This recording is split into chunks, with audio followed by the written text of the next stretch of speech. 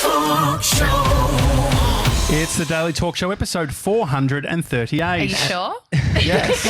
This literally happens every single time. We're with the true podcast professionals, Michelle, Andrews and Zara McDonald. Would we call ourselves that? Probably Absolutely not. We're all making it up, aren't we? I feel like every time we see you guys, you've had a glow up in your setup every single time. There's like a new technology that you're using, and this is beyond anything that Zara and I can imagine doing with our own We're podcast. waiting on our glow up. We see this as we have more blow-ups than glow-ups.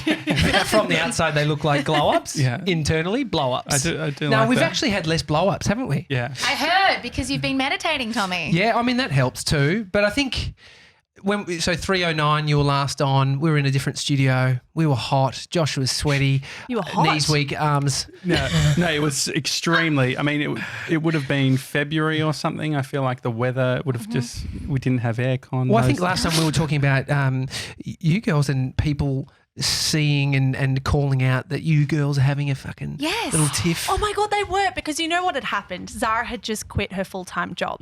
And I think there was probably a tiny kernel of truth to some of that commentary, because we were working full-time together and literally living on top of each other half the time in a non-sexual way. Yeah. No, in a very And that we Just a bunk bed, bunk we beds. probably were clashing it, not a lot, a tiny bit, because we were just figuring it out. It was the very beginning. It was like the infancy of Very Shameless early. media. So I think it took us a while to actually navigate that and figure out how to work together and how to pick up on each other's cues that maybe we need some time apart. It's or, only with hindsight that we've been able to see that. Like, we weren't able to see that at the time. I think once we found our strides, we were looking back on that time thinking maybe we were a bit shorter with each other than we needed to be, but we didn't know that that's what we were doing at the time. I think the shit stirring's at a great level between you two.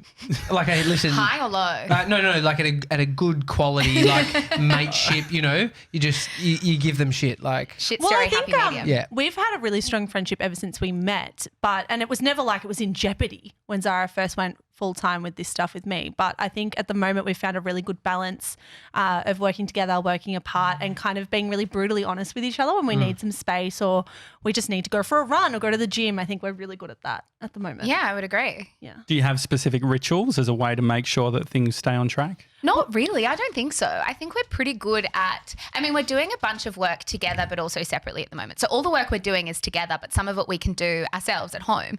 And I think it's been kind of nice being able to like go into our own little caves and being able to do that. But to be honest, if it gets to the middle of a day and we're both like, God, it's quite intense just working with one other person. Hey, I'm just going to work from my space today. Like, it's basically just making that call. a lot's happened since we last saw you. I mean, Mr. 97's had 2 divorces. He's on to his 3rd marriage. No. Congratulations and commiserations all at once. And the new hair colour as well. Yeah. He's found love, Lost love. You know. Why didn't we get you on our Bumble podcast? Oh, true. You know Love what, stories. 97s, we never told you this. We actually had an email from a listener who I think you were DMing back and forth, and she thought she blew it. So she emailed us asking for love advice of how she could get back in your good books, and we just didn't reply because we're like, you know what, we've put ourselves enough into Mr. 97's And no love one life. knows. We don't know. The Da Vinci Code. That's his nickname now. How do we crack you, 97? He's actually committed to the boys. Oh. And he's even said, he's like, I'm just As in the podcast. As in us. I just like Oh. working. I'm happy with that, mate. Yeah. You're a great employee. I mean, we've committed to 10 years of doing the podcast. Is Yeah. that being something that you guys have talked about where it's like, we are going to commit to X amount of time? No, to be honest, we get asked this a lot. We did an interview a couple of weeks ago with a journalist, and she was like, so what's the big picture plan? And I think every time someone asks us that, we don't actually know. I definitely see us doing the podcast 10 years down the track. But I think given we've worked in digital media since we left university, we figured out that the industry changes so quickly and it evolves all the time, and the metamorphosis of media and what type of content we're all consuming changes. And I feel like if we had something in the future really long term, we would kind of get tunnel vision. So we want to have our periphery open and be looking around and be open to moving and kind of shape shifting, because It's that's what funny we've already though, done. because I think the only times we ever have these long-term conversations are when we're being interviewed. Like, we both sit there and they're like, oh, what's our long-term plan? I don't know, I've never spoken to you about it, but this is what I think. And then we walk off and we never have the conversation again. I think there is like an implicit understanding that this is a very, very long-term thing. And I think we're quite flexible with what that looks like. But with regards to some sort of timeline, there's nothing there. I think that's good. I think like that's all you can sort of do, even though I think I forced the 10 years upon No, us. but I tell you the alternative perspective to that is. Oh, I'm sure yours is far more valid than Oh ours. no! Because I've been in that place of not really having. I want to be fluid and all of that. But I think when someone asks you the question, an answer can be better than sort of wishy-washiness, even if that's the truth. A bullshit answer. I mean, I guess that's what we've built our whole lives on. It's like a lot of bullshit answers that then we aren't necessarily married to if it doesn't work out. Totally. Well, we both know that we're super committed to it. And I think that's the main thing. And I think we both know that Shameless podcast will probably live on in some form, whatever that form is, for decades. But as far as podcasting for 10 years, I probably, but I would like to. I really enjoy the job. And if the market's still there and the audience is still there, absolutely. I guess it's when someone asks you, what do you do? And, it's like having a rock solid answer. It either makes you out like a psycho because you just like, you reverse engineering it, in 10 years, blah, blah, blah. Anyway, I think coming up with it, and I've always, it's all about audience, right? Who are you speaking to? Yeah. To even have a good answer for it. Because if we're talking to a young kid and talking 10 years about doing this podcast, you'd be like, won't really care. But I think it cements you as something. But you've had a bunch of success since we last saw you, Love, etc. She's on the money. Yeah. How are you celebrating? We're not. Probably not enough. And this is something, I'm glad you actually brought that up. We, some of the people we met when we did Mechaland with Gemma Watts, we co-hosted with her in May, some of the really successful people we came across told us, like, celebrate the small wins and make sure you celebrate them well. Otherwise, they pass you by and you completely forget about them. Like So episode 100. Yeah, we missed episode 100. I think we did celebrate something earlier this year. I can't remember what it was. So we were at Mechaland and we had won an award at the Australian Podcast Award, and Jules Von Hepp was there, and he is this like celebrity fake tanner, and he's created this amazing fake tan brand called Isle of Paradise, which is just like a machine in the industry. And he literally sat us down over drinks and was like, if you don't go out for dinner after you've won this award, I will kill you. I mean, like, I don't think he was going to kill us because he lives in London. But we thought, okay, we actually really should do this, because he said, you don't seem to be celebrating anything and you need to really celebrate these wins. So we went out for dinner after that. We haven't done anything since, and I think we should. The year's been a bit of a blur though. I think every time something happens and we say to each other, hey, that's like quite a good job, we then say, okay, what's next? There is one deal that we're waiting for the dotted line to be signed, and once that happens, we already have like a planned dinner that we're going to go away with our partners and celebrate that together. Yeah, we'll do that. Yeah, looking forward to that. But there are so many things, like really big picture plans, where it takes so long to actually come into action that by the time it does get signed off or it is approved, it feels like it's been months in the making anyway. So it's kind of a weird. And I think my mental process is probably very unhealthy around it. But I also don't want to get ahead of ourselves too quickly. Like, I want to keep my head down and I want to keep our heads down and doing the work, and I want the work to be the focus. I don't want to keep looking up being like, how amazing is that? I want to keep it in the work. Well, I think Probably it's sound boring. It's the fine line, because it can be productive and Distracting. yeah. Well, if it's a marathon, like, when are you meant to celebrate a marathon? And if you're celebrating halfway through, are you That's how I slowing feel. down? Are you slowing down as you're putting your arms up? And then someone overtakes us at the last I'm minute. sure this makes no sense, but I also think No, I the get minute it. you start celebrating, it's like, I don't want us to rest on our laurels, because I don't think that we're at the point that we want to be at yet. Yeah. And that's not to say you shouldn't celebrate little wins along the way. We should pat ourselves on the back more, because I don't want us to burn out or not feel like we appreciate ourselves enough. But I think it's probably not a bad thing, because you constantly are showing up. So it's not like you've done something huge and then it'd be like making a documentary and then celebrating, and then you got nothing to work on. yeah. You've worked on it for 2 years. That would be hard, because then you're like, oh, I've got to find my next thing. But when you actually have to release a podcast on Monday and Thursday, and, you've got the other gals releasing podcasts, and that's when you've really got to, it makes you, then you're showing up. It's like back to so work. We're roll still up the working. sleeves. We're Yeah. still Yeah, doing yeah. something. Yeah, no, maybe you're right. Should we go out for dinner tonight? I reckon. Kidding. Little cheeky Nando's. My dad tonight, but maybe another night. Yeah, fine. That's fine. How do you work out whether you are, like, say, weekends, for instance? When are you working on weekends? When are you not working on weekends? To be honest, I probably cross the line a little too much. And Zara's good at telling me. And often I will look at our text conversation and see that there's a whole lot of blue bubbles and not many grey bubbles in response. I often spam her. I think it's tricky, right? And you guys would know this. Like, digital media, especially I'm kind of controlling social media for Shameless, and I'm kind of controlling the community side, and Zara controls like logistics and planning, and she's really, really talented at that stuff. So I think when my head is constantly in the now of Instagram and Facebook and all that type of stuff, I am probably thinking about things and sending them her way when she's very meticulous with how you plan and forward plan. I mean, I don't think I even tell you that I'm not engaging in the conversation. You just don't engage. Because truly, if I'm out and I'm pretty meticulous about my time, and I think if I'm with my friends or I'm with my family, I want to be there. It's hard at the moment because work tends to infiltrate everything, and it can. I think the nature of how we communicate needs work in terms of not how we physically communicate, but the platform we do so. I mean, we're on iMessage all the time, which is so not healthy. If I'm going between social conversations and work conversations, it literally feels like all you're doing is working. We work through the weekend, I would say, pretty confidently. I mean, it's a weird kind of work because you're in the Facebook group or you're on Instagram and you're doing a bunch of different stuff, and I think you're working when you don't realize you're working. And we decided to release a podcast every Monday, and every Monday's podcast is topical. So it needs to be done on the weekend. So we're often recording on the weekend and editing on a Sunday night. So by virtue of that, we have to be working. Yeah. You've had a lot of success with the Apple Podcast charts. Yes. Has the relationship changed with the charts and how you view them? Because we had a tiny bit of success over like 2 days, and then we got excited for a bit, and then we're like, it's not something that we necessarily measure how we're going. How do you reconcile? They're so fickle, right? They're very fickle.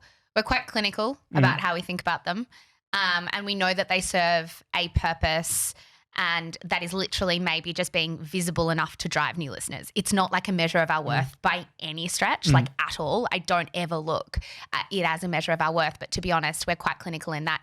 Let's try to get it to a certain point so that we drive new listeners, and once that's done, I'm not that fussed about it. So you don't look at Chartable?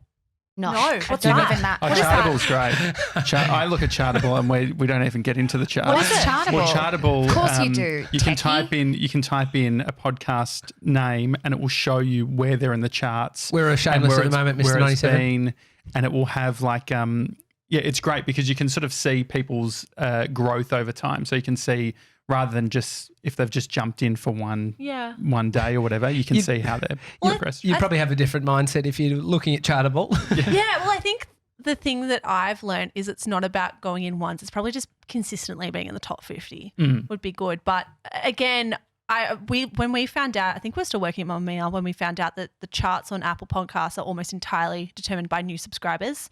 Top episodes is determined by downloads. So in episodes, we're often doing very, very well, but in the new subscribers, not always that great. It's been interesting to see She's the Money charts really, really well. Yeah, it does, because it's constantly finding a new audience. And I think that's a really strong part about that podcast in particular. But like we keep coming back to, I would never look at those charts and be like, oh my God, we're like 50 right now. We suck. Money. Like I really just don't care. It's very relatable. I mean, everyone has to deal with it. Yeah, and I think it's helpful. I think Victoria and Annabelle on that podcast have been amazing, and they've just smashed it. And the content's very, very helpful. And I think when people find something helpful, they want to share it. And when you share it, new people be coming to it all the time. I think we completely underestimated how hungry women were for money content. Like completely underestimated. And I think the success of that podcast says a lot. And what sort of position do you guys play amongst those other podcasts? Are you coaches? Like what? So we do all the content management. So we come up with all the topics for the shows. We do all of the research for the shows, scripting. We sit in on recording. So we're the producers. We are the editors. We did audio training. We made all the artwork. We ran the jingles. Like our fingerprints are all over the entire thing. Like often we've offered to like run socials, run newsletters, like literally have our hand on all of it, I think, because we've got such a content background and we are writers by trade. We kind of can do all of it. And we've worked on a brand, which was Shameless, for a year. So we kind of now have got a handle on what works and what doesn't when it comes to podcast artwork, just like the minutiae of what makes a podcast good. Michelle, you said you look after all the social stuff. Currently don't have the password to our Instagram account. Yeah, I shut everyone off on our thing. You are such a dictator. Well, I was just like, I wasn't happy. I went into DMs and I saw that there were a couple of DMs where we liked someone and we didn't write to you them, gotta and I was reply. like, how can we expect to have conversation? Because I know how much, like, if someone did that, No, and that's why you can't be involved. Yeah, I really don't like Zara Change the having too much password. involvement. She needs to come to me and get something vetoed. But same with the calendar. I can't put anything in our calendar. If someone comes to me and goes, let's do a coffee meeting when are you free? I have to literally be like, Zara's at a dinner right now. I have to wait for her to be back so she can give me a time. I think it does work well. It's like, Well, it's for money, like finance for us. I'm someone who's quite a loose unit and will just buy stuff. And so Tommy is the good filter of like, hey, is it cool? and receipts, looking after that Yeah, stuff. just like Paying- Receipts, paying the Michelle. bill. How are you with our receipt bank? Not things? great. Just We take a definitely photo. have our own little areas and we stick to them. She is actually pretty good at social media, but she doesn't have the patience to respond to people the way I would like them to be responded. I think the way that I would put it is you're more front facing, I'm more back facing, right? Yes. I would like do more in the business. You would do more front facing social media, brand stuff. It's Yeah. why we're sitting this way, to be honest. exactly. It happened last Brand time. people. Yeah. Hey, guys. I mean, I'm just not looking as sharp. Yeah, Zara. no I'm blazer. never usually this dressed up. We have been somewhere. No, you just dressed up for this. Yeah, we so did. Have you seen? I'm curious in trying the people brands are doing the text messages. Have you seen this stuff where it's like What? it's like the new thing instead of having an email list? Well, you have, like, email- a Oh, I text. hate it. I hate it when brands text me. Well, I always feel like I get like Joey's Pizza. There's a deal like from I'm menu log not or a whatever. fan. Get Too out of my intrusive. phone. Yeah. It's way too intrusive. I mean, I've won a couple of $100 billion. Haven't we all? I mean, this is where the studios come from. Oh yeah. I mean, so how much? Because yesterday I had a chat with the guys and like I want to trial it in some way. How many things are you finding and being like, I want to trial it today versus being patient and rolling things out slowly? what do you mean? So like if you find something new, if you find something say new within Instagram, would you just implement it straight away? No, it's actually funny you asked that. We yesterday kind of had a quick chat around Instagram TV and how we want to push into it, and I actually brought you boys up and how I like what you guys are doing with Instagram TV. And so She didn't. We're having a meeting. I Just make did. it- I but think also- she actually did. You don't need to compliment me either. It was all Josh. No. He's got the but password. I That's a brought tough up you little guys. chap, Michelle. I brought up you guys, and I texted Annabelle, who is our new community manager, and said, Annabelle, can you You have a weren't look in at on these conversations. Though. Well, I said to her, I'm like, can you actually look at the Daily Talk Show boys Yeah. and how they're doing Instagram TV? I want to do Instagram TV. Can you figure out a way that we can do it without all of the incredible equipment and setup that you guys have? 'Cause and we the don't have cute that. little blonde guy over there. Yeah, Mr. 97. Mr. 97s. So yeah, things like that we definitely want to push into. But to be honest, I'm very, very strategic about social media and I want things to be right. I don't want to just go into them and half-ass it and Yeah. have it be shit content. So It's also a time thing. Yeah. yeah, we're having a meeting next Wednesday. I think you've Talk got to have about the it. time to actually do things properly. And Yeah. I think one thing that we've always held very close to us is doing things properly when we commit to doing them. So if we don't have the time to do it properly straight away, we're not jumping in. What have you dropped that you weren't doing properly? Twitter, Twitter. Yeah. Ours is just sort of hanging on. thread. Yeah. What have we dropped that we haven't? I mean, nothing huge. I'm sure we've pivoted with regards to like how we post, what we do on social media. Your emails are impressive. It's like the one thing, like it's the most amount of reading I do in a week. I think. Really? Yeah. Oh, the newsletter. Yeah. Yeah. Because it's like Yeah. you've taken your craft and what you're good at and implemented it into the email rather than it just being a couple of banners and some Well, I click think offs. no, your superpower. That is your superpower, you two. And so, if it's not, like, think about how much effort that'd take for someone who can't string a sentence together, like myself. But so then it's going, okay, what am I good at, and should I just do more of that? Well, it was strange for us because people came to know us through the podcast that this wasn't our first love and it wasn't maybe the thing that we were good at. Like it was writing and that was the thing that we loved the most. That was the thing. And it was strange to us that we had this audience that didn't know us as writers. So we kind of wanted to reintroduce ourselves as writers to them and say, hey, this is the thing that we actually really love doing. And this is the thing that kind of makes us incredibly happy.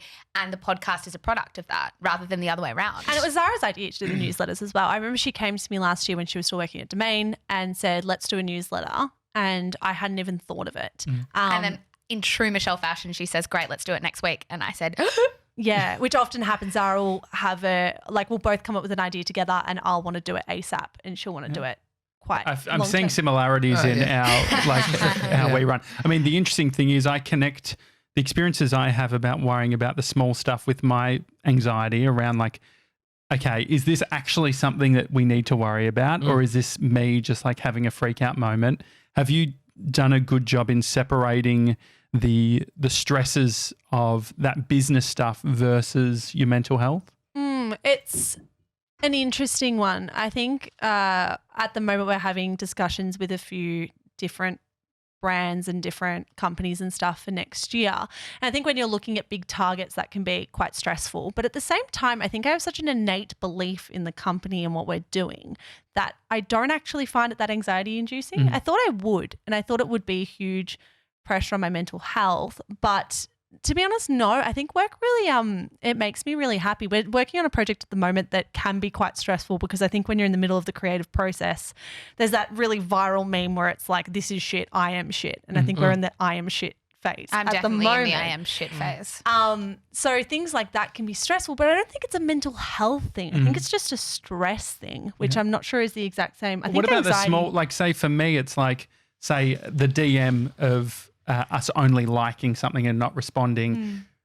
It's really making it out like it was all me, isn't it? I didn't mean to gesture you. I didn't mean to point at you when I said that. I did realise I gestured, but you did say that it Done was it once you. or Anyway. twice. No, but it's interesting because I can actually see myself externally. Like I look at it and being like, you're being like I was talking to 97 last night. We're talking about like how we're sending out merch, and it's just like I had this vision that we would have custom satchels, and the guys brought like plain satchels, and it's a timing thing because it's going to take 3 weeks to print satchels. There's And also get them out yesterday. get it and done. Custom satchels in 3 weeks. Yeah, exactly.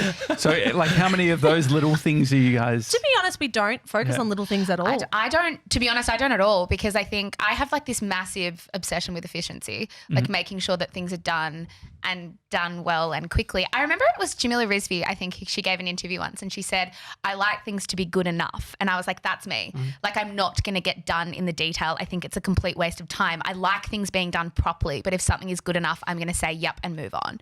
So for us to get bogged down in the small stuff would, I think, divert attention and energy that we actually don't have a surplus of. Yeah. Well, I think Josh's argument to it is these frictions that are driven by anxiety, would you say? Driven by a certain standard that can translate as anxiety, move us forward. So it's like hectic, crazy moment, but then we're taking a step forward, which is the freak out. analysis. Actually, the freak out has. It's almost like the can't celebrate, got to look down. Keep looking forward. There's a little bit in it's like I've trained myself that if I do freak out a little bit or go, guys, we need to have a meeting about this. This is like we need to whiteboard it out. We need to sort this shit out. Like that ends up getting it done, which I don't necessarily know whether it's good or bad. I think I agree with elements of what you're saying because there has certainly been times where a ball has half dropped and we have like clicked our fingers straight away and we're like, all right, we're pivoting straight away. Yeah. Like we have that little freak out and then we're like, all right, things need to change. For example, there was one Friday, I remember so vividly, it was only like a month ago and too many balls were starting to drop. Like we were completely overwhelmed and we called out Annabelle who hosts She's on the Money podcast and we basically hired her on the spot. Like having that freak out was quite efficient. See, I love my efficiency. Because we thought straight away, okay, we've been sweating about this, we're stressed about this, let's make a change straight away and push us forward straight away. I think as well, those mini freakouts are really great in terms of defining who you are and who you want to be as a brand. And if you don't have those freakouts or have those moments where you're like, what does this say about us? You don't have a really clear shared vision. So sometimes it can be really good to have those freakouts. Is it a response to pressure though?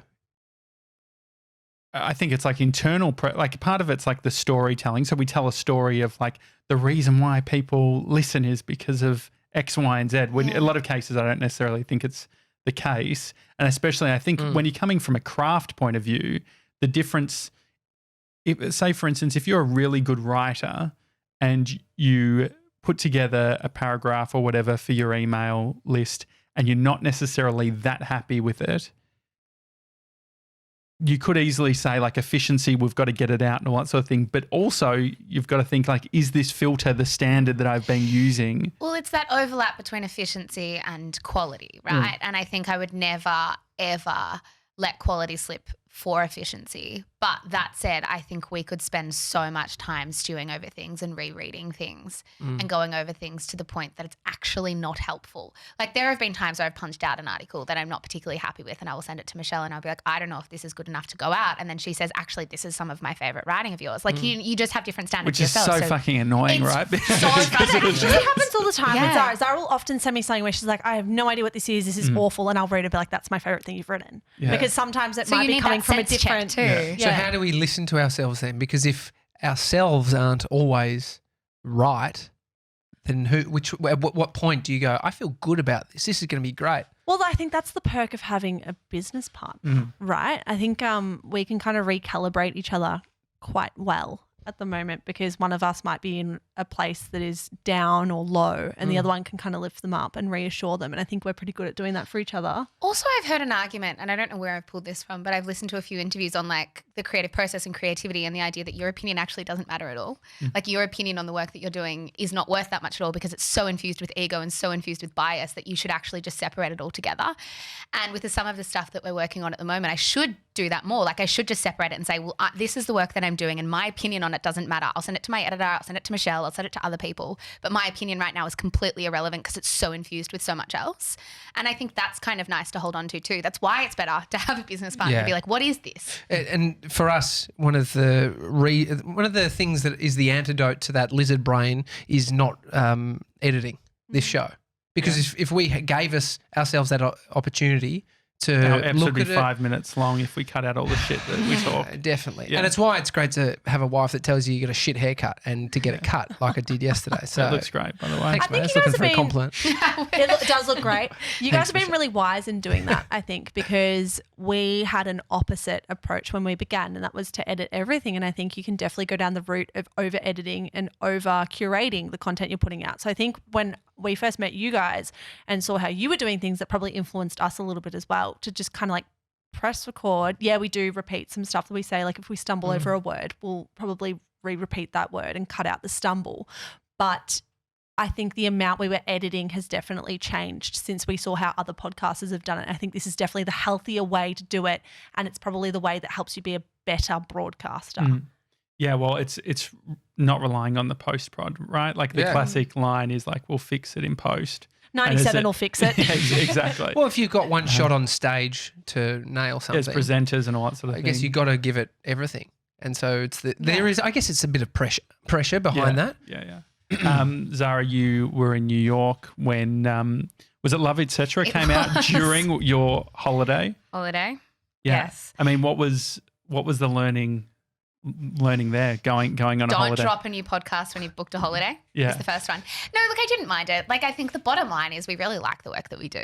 And it's kind of an unpopular opinion to say that, like, we don't have any balance. And to be honest, I don't need huge amounts of balance at the moment. Like, that's the truth. I did come out of that holiday thinking that I needed another holiday, which is, like, not very good for the bank account. But the learnings from that were, I mean, we can work remotely and it's fine. I wouldn't probably do it again. I think if we're going to switch off, we should switch off properly, which is something that we really need to do. Either we switch off or we don't. Like you work through the weekend or you don't, but don't half-ass anything. I think that's something we're coming to. But it was kind of, it was strange launching that podcast when we were overseas, when I was overseas, sorry. I think it's tricky as well more generally. If you're used to being quite hands-on and in digital media and podcasting or whatever you're doing, that you are switched on, some part of your brain is in work mode probably 24 hours of the day, apart from when you're sleeping maybe. But with going on a break and saying we're not going to work at all can be really disorienting. I know I find it very disorienting. If I go, It's like, what's actually, your I'm not going to purpose? think about it at all. Yeah. I don't even think my brain's trained to do that anymore. I feel like I have so to. high functioning. No. No, but no, I get it. Actually, Yeah. no, but I even so being on your agree. phone, switching off is really tricky. And when your work is infused with the social media apps that everyone uses on their phone on their holiday, I can't really look at Instagram and see it as a social networking app. I can't look at Facebook and see it as a social networking app because basically all I do on those apps is work. And when I'm on Instagram, I don't even scroll through the feed. Like it's not like I'm scrolling through and liking my friends' posts. I literally go on there to check the Shameless thing, post something, respond to DMs, or do that on my own personal page. I don't use it for fun at all. Yeah. So going on a holiday and saying we're not going to do any work is great, and we do need to do it because our brains need to get better at that. However, I find it super stressful and super anxiety inducing actually to be like, what am I doing? There's such a fine line though. I remember when I was in New York and it was maybe the day before the podcast was about to drop, and we realized that it hadn't funneled into Spotify yet. And I was calling Michelle, and the hours were super weird. And I remember being like, I was on my way to Broadway, and I was like on the tube, and it was probably like on my way to Broadway, on the tube in Broadway. And I realized that I hadn't said a word to the two girlfriends that I was with for the last hour, because I was like on the phone and I was biting my nails and I was so stuck in my own head. And I don't realize that's what I do when I get stressed. I completely zone out. And then I heard them talking about me in a lovely way. But I think Maddie was like to my other girlfriend, Hannah, like, yeah, just leave her. Like, she hasn't spoken in a while. And I was like, oh my God, I'm being so rude. But I think that's what needs to change. And that when I was on a holiday and I was so stressed that I'd gone mute for an hour because I was literally in my own head going over and over things, which is not ideal either. We definitely would not launch another podcast on holiday. That's the again. learning. I think, we would definitely make sure that the 3 weeks we are on holiday I would are go separate. back away from that and say the reason that we did that wasn't a silly decision. That was a very well thought out decision. And it was when we pitched the podcast, we said to them, we'll go on break. And when we're on break, we'll pull all our listeners across to this. Like, that was the idea behind it. And you can't do that when you're not on break. Yeah, I think the difference will be the podcast we're launching in the future probably won't have our voices exclusively across them. So it's like you don't need to give them a break from you and then introduce them to a new podcast. It can just be all at once. Like, She's on the Money. All of these like perfect scenarios don't exist. Yeah, like, so true. that's the other thing that we're experiencing is it's like we talk about like the static carpet effect, which was like we just got a bunch of shit sorted, like hard drives and all that sort of thing a few weeks ago. And then I went to grab one of the drives and I got a little static shock. And I said to 97, I'm like, we're going to fucking sort out this carpet because it's like gives me static shocks. And it's like there's always going to be a static carpet. There's always going to be something that needs to be done. Little spot fires to put out in front and center. Well, we've realised we get to the end of the week and we always say, oh, what a week. Well, can't wait for the next one. And then I'm like, hang on. Like, maybe this is just our job. Yeah. Like, maybe our job is putting out those spot fires and getting to the end of the week being like, that was a lot and a lot of little things to sort out. But maybe that's the new normal, and the faster we get used to that, the better it is. Well, Josh and I talk a lot about what business do we want to create. And so we've worked in, a bunch of different companies. And so you get to understand, okay, we don't want some huge agency where we're just highly stressed and, money's the main focus. And so we're then trying to create a lifestyle around what we do. Has there been a thought for you girls launching these other two podcasts which bring on more pressure and stress? And are you starting to see that? With regards to not wanting to do a high pressure or trying to just what you actually enjoy and what you don't enjoy. I mean, it's not like we've had firm conversations about it. We know the kind of workplace that we want to create, and we know the kind of content that we want to push out. And I think that's the fundamental baseline of the conversations that we have. With regards to anything else, I think we're pretty good at, like Michelle said, like if we're working too much on the weekend, at tapping out. And I think that sort of inference about how much we want to work and what kind of workplace we want to do is there. But again, look how bad at communicating we seem. What do you think? Do we seem bad? No, because we're like, we haven't had that conversation. There is a lot of implicitness to what we do, I think, in our relationship with each other. Yeah, because we're very much in sync. Yeah, totally. And I also think there's like areas that we've defined recently that we absolutely hate doing. Yeah. Like we hate editing the podcast. Yeah. Hate it. We can't wait to hire someone to come on and do it for us because it's just dead time that's like 2 hours a week. Does it feel like it's something that anyone can do? Because you hear about vloggers who are like, that's where the craft happens. It feels that's like where something we're not good at that is sucking our time, that there are a lot of people out there that are good at. You know what? It would be if someone came onto the show and said, I'm going to manage content and I'm going to manage what segments you do, I would absolutely spin out. I would not be able to have that happen at all. Actually editing it and be like, this sound effect goes here, this sound effect goes here, whatever. I'd be totally fine with them doing that. But if anyone tried to put their hands on the content and the ideas and the segments, absolutely not. Do you think you girls are risk takers? Risk takers. I don't know. Well, do you guys think we're? I don't know. Yeah, I think not. anyone that's going upstream, I think what you guys are doing is not the normal thing, and I think that takes maybe not like self-belief. Yeah, I was just about to say I'm pretty risk averse generally. Like my personality is incredibly risk averse.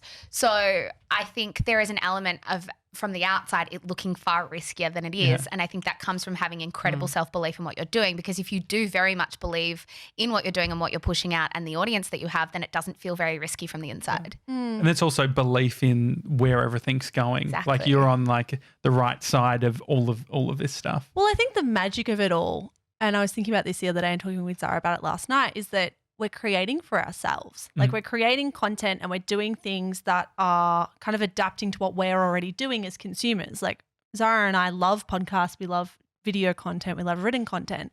And we're literally creating for ourselves and our sisters and our cousins and our friends. And while that might seem risky in a job sense, we also know that the audience is there because we are the audience. So it doesn't feel as risky to us because it seems so obvious that, of course, people would want to have this kind of content because I want this content. And I'm a basic bitch. Well, you are. No, I mean, yeah, you think about like the awesome community. Like when I'm watching The Bachelor with Brie, my girlfriend, she'll be. I love the disclaimer in there with Brie. Not by myself. Exactly. No, but I can actually go on my phone now because she's in the Shameless community, like commenting, and it's like the best out for me because I can be on it. Like we're both on our phones and she's connecting with people and I'm connecting with people. Those threads are wild as well. We do we have Survivor threads on Sunday, Monday, Tuesday, and we have Bachelor threads on Wednesday, Thursday, and they're crazy time. Yeah, I love that it's it's so much more than a podcast. Like I think if anyone that thinks that Shameless and thinks podcast, I think they're like missing like the 90% of the whole thing. Are you boys going to open a Facebook group? I mean, Josh doesn't have it. You have Facebook? Yeah, I got a new Facebook and then got a new Facebook. I signed up again. Well, because I completely Reactivated? Well, you went on your hiatus for like 6 months. I retired from social media, completely got off it. Yeah. But that worked out really well for you. Yeah, I know. But the thing, what a reformed man. Yeah, look at him. I know. Now I've just You've really been hoeing yourself out on Instagram since you've been back too. Like real hard. But this is the thing, like Facebook, because actually when I logged in, I saw that I created like the first few weeks of us doing the podcast, I created the daily talk show. I call it the Street Team. Yeah. That like people could become a member of. Surely you could turn the Gronks into a Facebook group. That would be so engaging. Definitely, but I think it's that conversation of what aren't you good at? Twitter. You know, you're not giving it everything, and I think, you know, we need to respond to our DMs. Gary Vee's approach is that entrepreneur dude. He does everything, right? He's like, get it out on absolutely everything. And then there's another school of thought, which is do a couple of platforms really, really well. Yeah, which I is agree probably with more this Seth ladder. Godin. Seth Godin. Yeah, I think that's more us because we know our audience is. And it's not like we're trying to target everyone. We're not. We're trying to target a specific demographic. We know where they live, so it makes sense for us to do them both properly. And you guys do Instagram really well. Like your Instagram lives are also really engaging.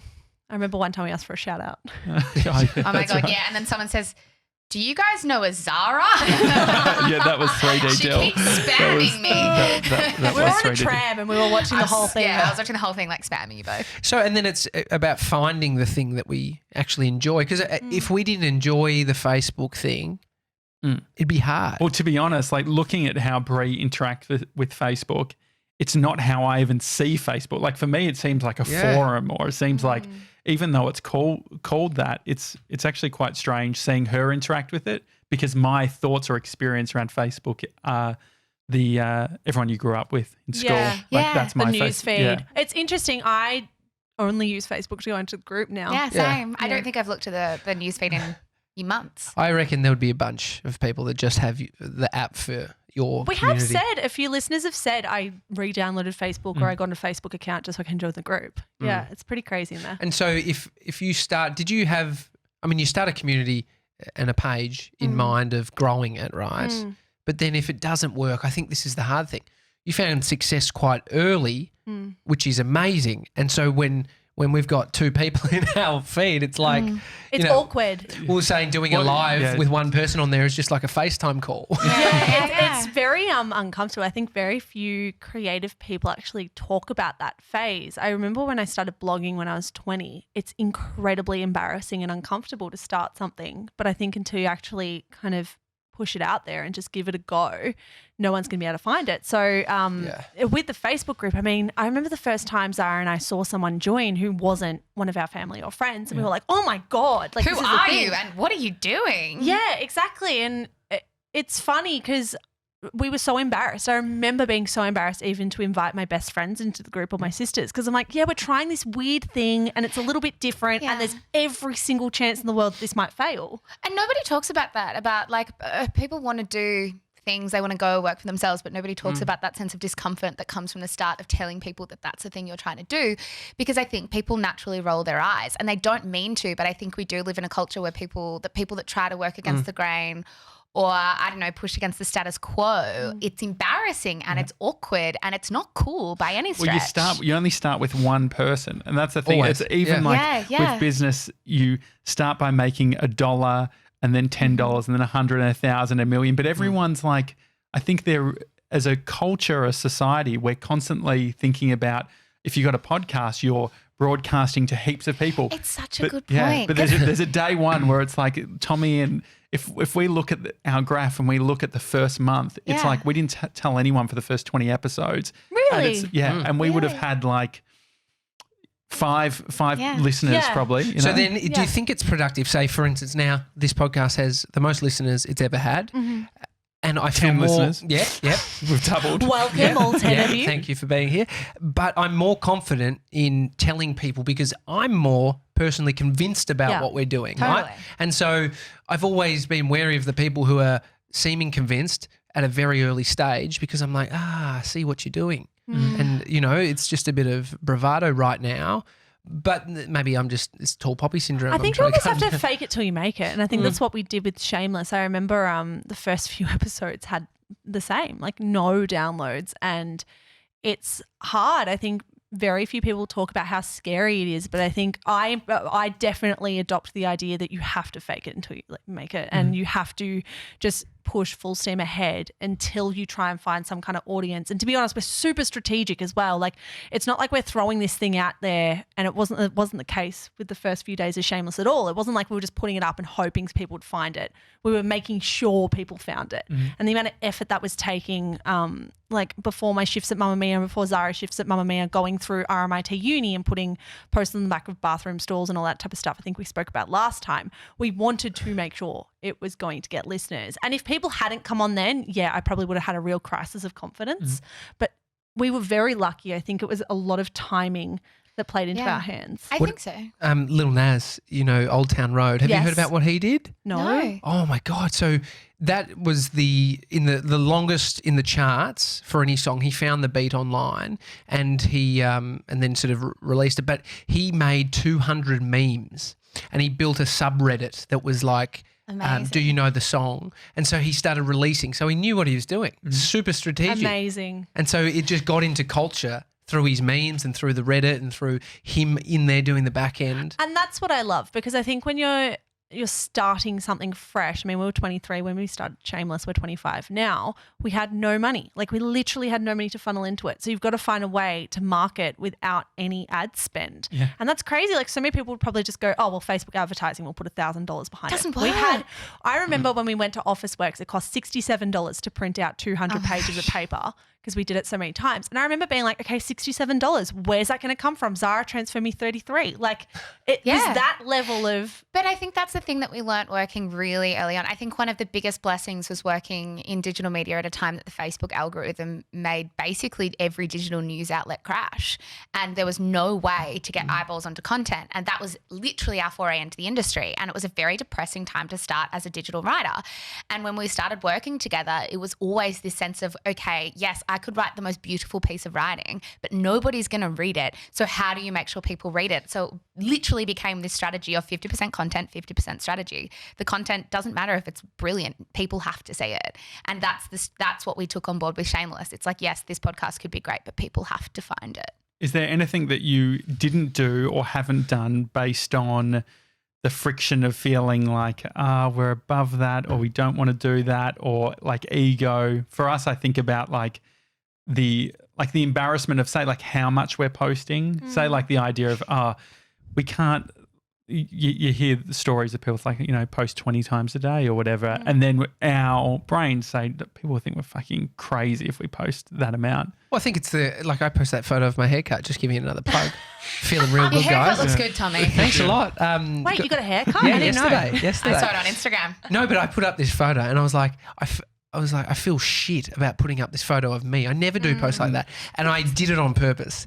Really? And I got lots of validation. I didn't even think about that this is the thing. I am much worse than Michelle at this, right? I let my ego get in the way of a lot of these kinds of things. I hate running my own Instagram account. Yeah. I hate posting on my own Instagram account if it's not with my friends out on a Saturday Who night. else is going to run your fucking personal Exactly. Instagram It's like, Josh, can I account? hire you to run it? No, but that's Mr. the 97 thing. would. He actually would. He'd What's What's your curate it. rate? 97? Yeah. A shout out. Yeah, there you go. But I'm so concerned, I think, with coming across as a wanker or a Yeah. narcissist that I overthink everything I put on there. That like I might meet new people and they might follow me and then I'm like, that aren't associated with my work. And then I think, fuck, they're going to think I love myself sick or I'm so obsessed with myself.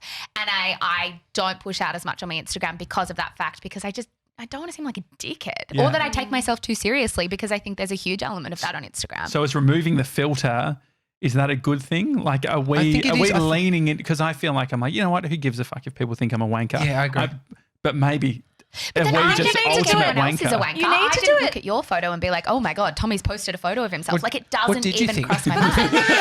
Well, first of all, we thought it was the best haircut we've ever seen. But you need to go halfway. I think you need to remove that filter, because if you think about it, taking yourself too seriously, like, I can't put this photo up of myself because everyone's thinking about what I'm doing. Yeah. That's narcissistic Yeah, in itself. Like, absolutely. to be honest, no one gives a fuck what you're doing unless you're being a real wanker. Yeah. So in my mind, I'm Yeah. like, if I But want to where's the wanker line? But if I want, my filter is, if I want to post it, I'll probably post it. But if it's overly self-indulgent, for example, I wouldn't stand in front of a mirror and take a bikini photo. I think that's a little bit self-indulgent. But would I take a selfie where I'm like, I'm going out with my friends and I'm smiling, I look happy, I'm like, whatever. And I'm wearing a But then- bikini. and I happen to be in a bikini in front of a mirror. Here are my boobs. I just think there needs to be like a bit on both sides, because I think if you're in either camp where you're posting everything about yourself, yeah, you're a bit of a narcissist. But if you're like, everyone cares so much about me, I don't want to look like X, Y, Z, you're probably a bit of a narcissist. Jesus. Absolutely. But I think that Thoughtful Instagram, but the other narcissist. line of thought of that is, I think Instagram is, like, by virtue of what it is, incredibly self-indulgent. And I think our self-indulgent line has moved too far along. I think Yeah. we excuse more than we used to.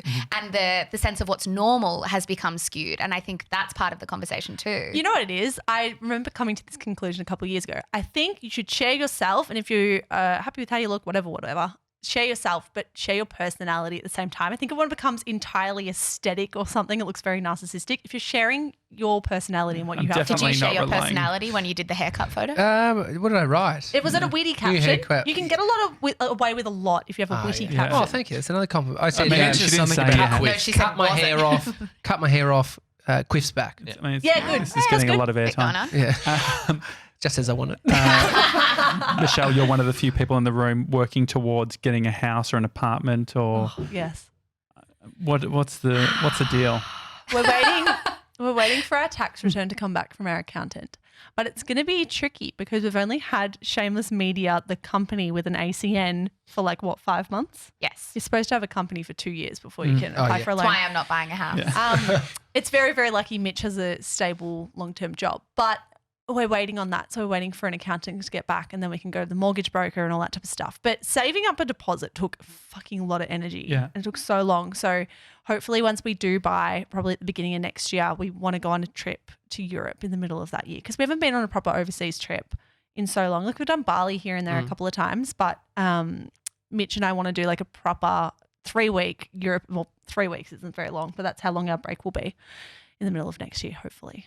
As she gestures to Zara, hoping that that's okay. I had decided to go to Europe long before that, so she's usually jumping We're on my- literally practically married. We almost have to message each other every morning. It's what are you wearing? We need to be on the same page if we're meeting up with someone. Hey, I'm going out for dinner. I'm not going to be on my phone for the next hour. Yeah. I appreciate that. Yeah. Well, a business partnership requires a level of commitment, and we've worked that out, right? It's my actions directly impact Josh now Yes. and Bree, and our whole situation. That's Mr. why the 97, we gotta meditation think is so about. handy. And my moods Yeah. too. I think you can definitely fall into the trap of being we don't have, our workplace is all over, our workplace is all over the place at the moment. We could be going for meetings, we could be working from our houses.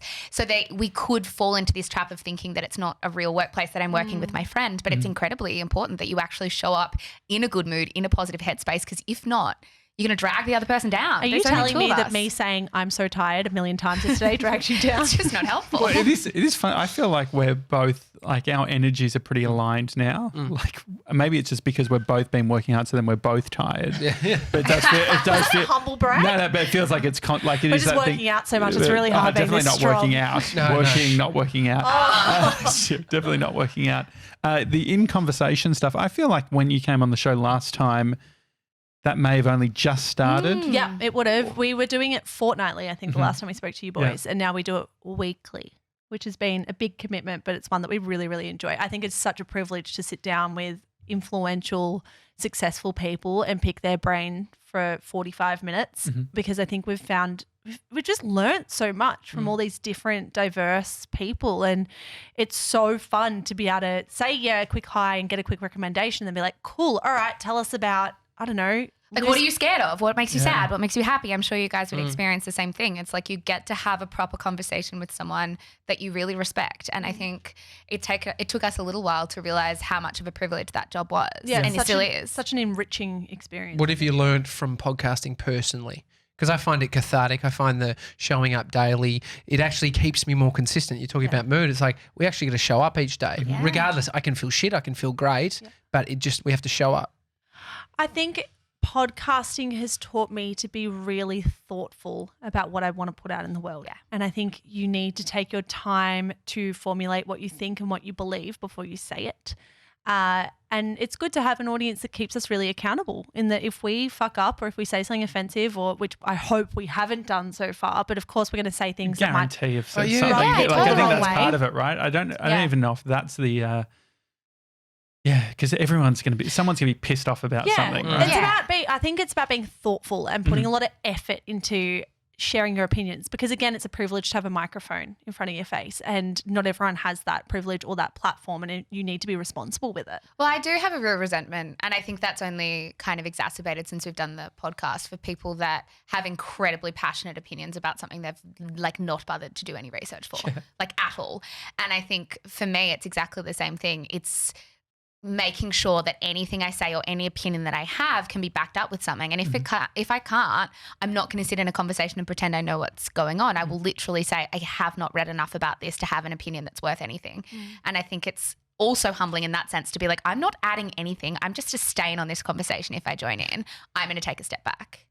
I mean, I like that stain on a conversation. Yeah, it's really impactful. You really That could be the just visually see tagline it. of our Quite show. hyperbolic there. Well, I think so. There's another side. Like, there's people out there that push and say things that obviously aren't correct or they don't know enough about because it draws attention to them. Yeah. There's the reality of saying stuff like the tribe thing. That was I connected with that. It was so interesting to hear. I'd never knew about that. Never thought about the word tribe or its origins, and then whether it's okay to use. I was thinking about Jules Lund. He's got a business called Tribe. I was a bit worried for a moment, but I'm not anymore because you did your research. But you see how that has become a learning experience for a bunch of people. So we are a catalyst to learn for some people, and it could be a result of something that we misspoke. Totally. And for anyone who missed that, it was basically that we'd used the word tribe in a Love Etc. podcast, and someone came into our Facebook group to say, hey, that word's actually offensive.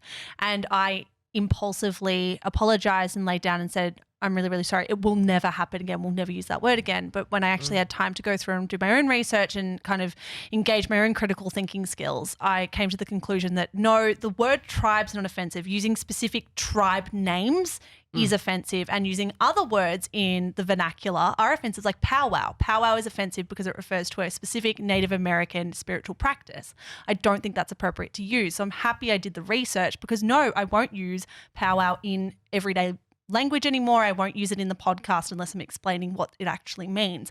Tribe, though, I think it's important to have an environment where everyone can come to their own conclusion within reason, of course, and actually do their research and use those critical thinking skills. Because lots of people since that podcast on Monday have reached out who are Native American and said, actually, I really enjoy people using the word tribe in a happy, positive context to refer to family and friends. I like that. Please don't use my specific tribe name, but use the word So tribe. can you retract an apology then? Or I did. Well, on the podcast, I did say, I came on solid. and I said, I actually really regret apologizing for that. I regret how I reacted to that, because I think it's great to listen to minorities in particular, and I would always endorse people to do that. But I think on that occasion, I read that article, and instead of going, I'm going to have a think about it, then reply to it, and then approve the post, I approved the post and instinctively went, I'm so sorry, it'll never happen again. Yeah. When that's wrong, because then no one's having a discussion. And if we're not having a discussion, no one's communicating. And if we're not communicating, we're all staying in our separate fields, probably holding some type of resentment and not knowing why. Yeah, it's being okay with working out the. I just had a stroke halfway through. This is why we edit. It's never happened before. It happens. It was the underlying bit. No, I was thinking like working out what the meaning is of something. Like you can see how that you can go down rabbit holes to like, I need to know everything before I speak versus I guess what I like about podcasting is we have the opportunity to go back and change and transfer. And also from an audience point of view, it's like you might say something on episode 70, but then episode 75, you actually change your mind. It happens a lot. And I think the Facebook group is a real blessing in that sense, because there are times where someone will come in and say, hey, Zara, you said something like this and I didn't really like it. And I have the opportunity in that moment in front of 24,000 people to say, actually, I phrased it really badly. Like this is actually what I meant. And here's how I would phrase it had I had my time again. And everyone says, oh my God, okay, I completely understand where you were coming from now. And that's a real blessing too, not just having the post-production and the editing and being able to change your mind 5 episodes later, but cultivating a community where they will listen to you if you do want to clarify. Yeah, and we've said things that are wrong in general before. Like I remember we spoke about the hunter markets, which is kind of like a influencer marketplace where people can come and sell the gifts and the clothes and the accessories were gifted. And we came on our podcast and went, that's so stupid. Like, give it to charity. Why are you making money off things that companies are sending you? And the founder of Hunter Markets actually reached out and said, actually, this is really good because it means people are recycling. It means that things are being bought secondhand, and that's good instead of these women going out and buying these designer goods or whatever from a supermarket, not supermarket. You wouldn't get designer goods from a supermarket, but from a Coles or Woolies shopping centre online. And we came back on the podcast. I'm like, absolutely, we did not think about that. There was another influencer that we spoke about where she does mummy blogging. That's not probably the best word to use it, but that's the only phrase that comes to mind at the moment. And we came on the podcast and said, oh, but like it's not a long-term career to be doing this type of stuff. Like what is she thinking about? Plan? What's the backup so plan? patronising. Yeah. And I remember she came out and said, well, I'm a mum first and foremost. Like that's my goal. And I think for 2 24-year-olds at the time who were very career driven, we had our blinkers on to assume that everybody would have the same goals and dreams that we have, which is just so close-minded and insulting. She's since pivoted. I get that. We were talking yesterday about stereotypes, and you could easily stereotype a and so that's what I was talking about yesterday, learning about drawing attention to a stereotype. And I'm not even talking about racially. It's just about, a bunch of people that are similar, or they do, Well, we have our own stereotype. I'm sure people see us and say, okay, these guys are this, this, and this. What do you think your stereotype would be? I reckon a couple of gronks. Yeah, well, no, I reckon I think that's part of it, right? It is just a couple of gronks who are doing it who aren't necessarily. We're not the smartest, we're not the most talented, but we're committed to what we're doing. Do you reckon that's what people think though? No, I reckon people think like you guys are kind of, apart from the fact that you don't like football as much as I would like, kind of like the everyman, like very relatable. Well, I think that I've never been called the everyman. Joel's having another stroke. The everyman. I like it. And so, but that could Let me just say it one more time. The everyman. To our experience, has a ring to it. That actually means, and that's what the term gronk is like. We're all gronks. We're all just trying to do our best. Yeah. And we all struggle, and we all have great days. And I feel shit about the stuff we do. I'm really inspired sometimes, not others. And I think that's like the human experience. And so if we can share our learnings as we go, we're not here trying to be, have all the answers. Exactly. And that would be hard. Sam Harris, the guy who does the meditation, he's a neuroscientist. He can't be stupid. He can't say dumb stuff because his brand is, I'm really smart. I'm a scientist. And so, the opposite is us, but I think it's a platform for us to learn as humans. And that's what's nice about it. I reckon. It's so funny that you think you're the opposite of Sam Harris though, because I think you guys are incredibly thoughtful and insightful with some of the things you talk about, because there are lots of male-led podcasts, one in particular that comes to mind that The aren't. synth fish. The That synth doesn't fish exist stuff. anymore, Michelle. That yeah, we're not talking about them, but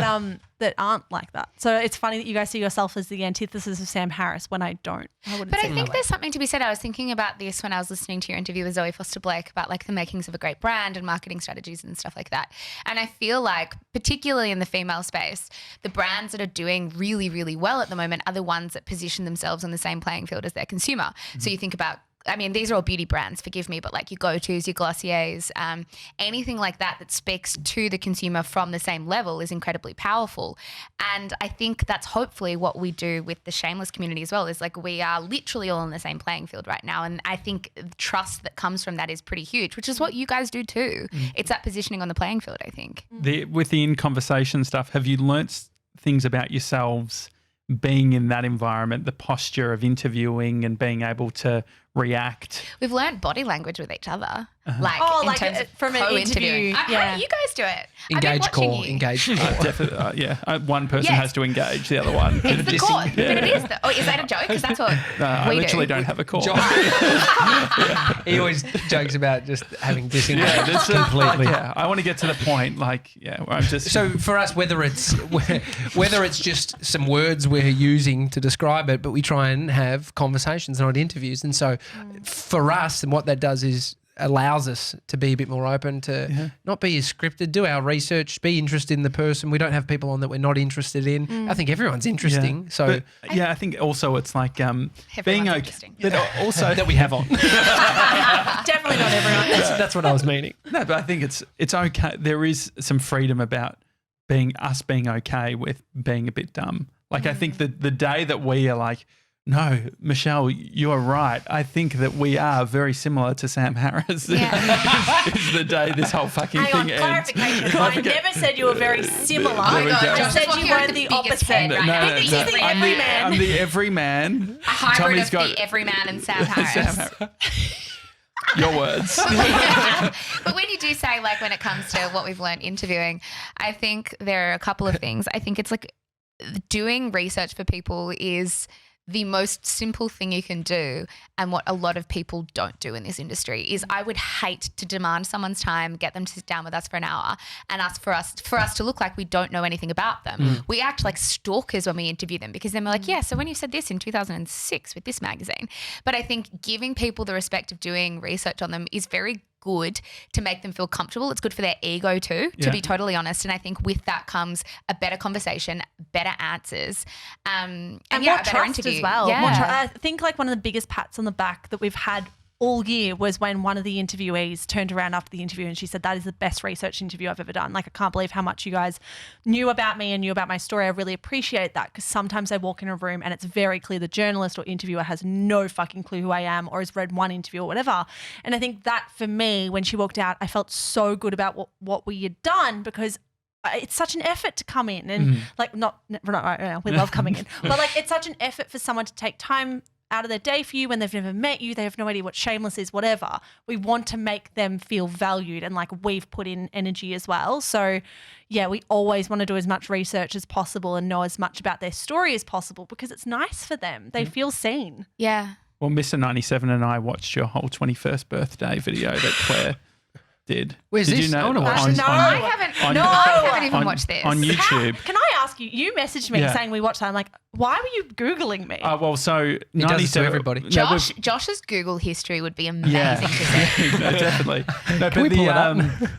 No, but we set up a task. We've got like all these spreadsheets that we're like building out stuff, and one of the things was, one of our brand filters was like surprise and delight. And then Mr. 97 was like, how about I get all of it, the friends of the show's birthdays, and we do something for them on their birthday. I'm like, okay, great. And so he was going through. When's my birthday? You can look it up. He will tell you. Mason, you can look that up He will on tell you. Facebook. Why are you looking it up on YouTube? Well, so he was on Google, and so he typed in Oh, no, people- we're gonna send Michelle people there. Andrews' Oh, my birthday. God. God, I'm going to No! post this video on the Facebook Yeah. group tonight. It goes for No, how long did it go for? It's 20 like minutes. It's a It's like 20 a minute feature film. Yeah, we watched the whole thing. You know, that's actually a a kind of ritual or tradition in our family. Yeah, We with each your make bro too, 21st birthday videos. We made one for Tom. He's the youngest. It was his 21st birthday a couple months ago.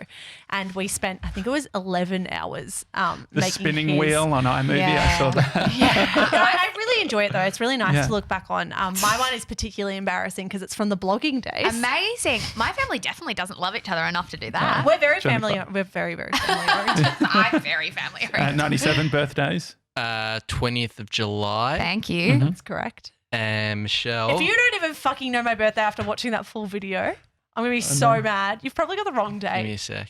We even 13th of downloaded. May. No, wrong. Oh, is it a day, 2 days after? A day or Nope. two after? You're in the wrong month, mate.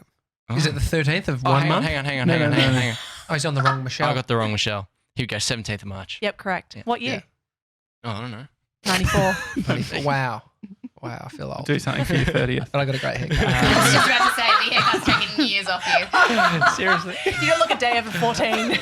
On the guest stuff, I find that when like we ask someone to be on and they say no or they don't respond, I like in my head, I write their name down as like, you've said no, and I'm going to remember this But forever.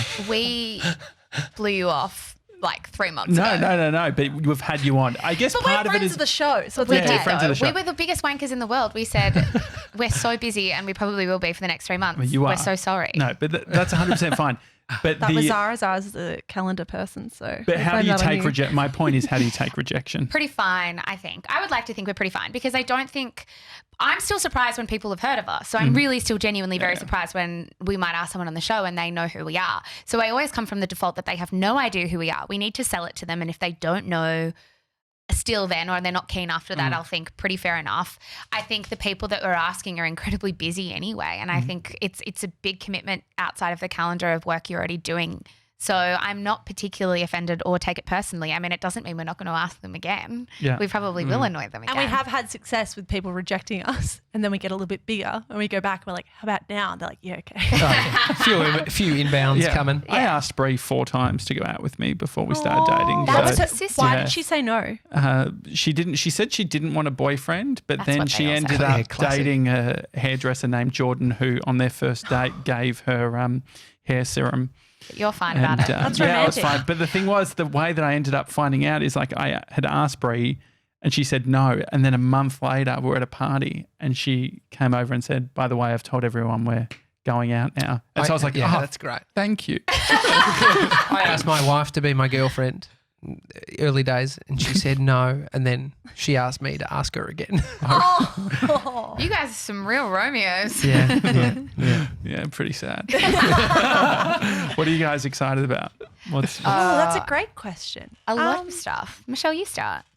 I hate clickbaiting Because people. it's I don't also wanna true. The clickbait. thing that I'm excited about the most, we're literally like not allowed to talk about for another 5 months. Yeah, the thing we're most excited about won't even be in people's orbit for another year. So Will you be not excited about it when it rolls around? No, I think we will be because it's such it's a project we're working on together with nobody else really, and I think it can be kind of isolating, particularly when you're working on it without each other. Like there are times at home and you are in that creative process meme that we've been talking about where it's like, oh my God, this is amazing, this is average, this is shit, I am shit. And when you're in the depths of I am shit and what am I doing with my life, to see it eventually out in the world and people consuming it, I think will be really lovely. Like I think it will be very overwhelming. So I don't think it'll lose that excitement. And I think like the things we've shared in this project and the essence of it is very different to what we've done so far. I think there's a lot of soul in what we've done so far. And now that Love Etc. is wrapped and She's on the Money is wrapping in 2 weeks as well, I think being able to have be investing more energy and time into it every single day will mean that it eventually gets there. And I know it'll get there and I know it'll be great once it's done. But yeah, I'm so excited for that to be out in the world because it feels like that's where our head and our minds and our souls are at the moment and no one has any idea other than our family and friends. Sports Bet are currently running odds. They've got a few things that they've. Yeah. I mean, there's something Michelle's exciting. pregnant. It's true, I'm baking a baby. Zara's the dad. Jesus Christ. The other thing, though, I think we're super excited to push into video next year. Like, that is a real priority for us in 2020. And it's just how we're going to do it at this stage. I think we're in a huge planning process of what that's going to look like. But that is very exciting to me, to actually do something different. Don't feel like we're getting stale or, like I said, resting on our laurels. I think it's really good for us to be pushing into new territory. What are you guys excited about? Yeah. Upgrade of office by the time you hear next, a new place. You'll be in the Rialto penthouse apartment or something. No, I think we're just finding our feet and just getting started. So, it's taken 440, how many? 38. 438. Don't ask Josh, though. 438 I was episodes. going to say 210. I feel like we're in a good place. We're feeling good about it. Yeah. I think you're in a great place. Yeah. I mean, part of it too is it's like there's like the constant feeling that you want everything to be perfect. And it's like ridiculous. Every single time, every week, there's new things that we're like getting done. And so I guess it's part of it is just enjoying it as well, which is part of it, which is like actually not looking forward to anything and just looking forward to today and doing it and continuing to do it and knowing that I guess we're happy with the fact of the slow growth that we're experiencing. And as we get those little bits of success metric or whatever, we don't want to hang on to it too much. We want to just sort of keep focus. So Sometimes I wonder, it doesn't make me sad, but I think we will definitely look back in a couple of years and say this 6-month period would be like some of the best 6 months of our lives, like the most fulfilling 6 months. And it's weird being in the thick of that because you aren't acknowledging it. And I hope that we don't get 3 years down the track and say, I wish we held on to that more. But that said, maybe it is incredibly fulfilling because we keep putting our heads down and we keep working and the work keeps working. We'll go to that dinner, that's for sure. Yeah. Well, I think you're stacking, right? So you have a ceiling and a year ago it was here and now it's here and you're adding more things and it's feeling not as crazy as it once did. But I was even thinking about 3D Dill, our intern, going home and what he has to think about. And I was like, we can't really turn off. But then I was thinking it feels nice that it doesn't feel like that anxiety of if that was the reality where it's like, I want to turn this off right now. yeah. And so that's a win for me, not feeling like I want to quit this thing. Who do you guys listen to with feedback? Are there certain people where it's like, I think Brene Brown talks about the, a few people you keep in your wallet. Yeah. I think that's another really good question. Each other? Each other, listen to each other a lot because we have very different, well, we have shared skills, but we also have different skills, and that Zara is really smart, to be honest, really, really clever. And sometimes she'll think things through in a way that I haven't. So I really listen to her. To be honest, our sisters are the biggest think tank that we rely on. Evelyn and Claire, my sister, and Mieta, my sisters, and Mieta, Zara's sister, are so clever in their own different ways, and they all have really different kinds of thinking and analytical skills. And often when we face a problem or we need to check in, we go straight to our sisters. Yeah, they're really good for that, I think. I think our families are pretty good at like inflating or deflating our egos depending on the day, both of which are very important.